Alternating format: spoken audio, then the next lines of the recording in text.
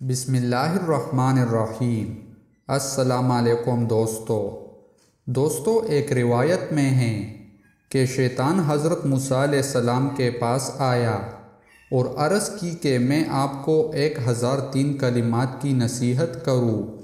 جبرائیل علیہ السلام نے موسیٰ علیہ السلام سے کہا کہ آپ اس سے کہے آخری 3 کلمات کی نصیحت کرو، کیونکہ باقی 1000 اس کا مکر و فریب اور دھوکہ ہے۔ حضرت موسیٰ علیہ السلام نے فرمایا کہ آخری 3 نصیحتیں کرو۔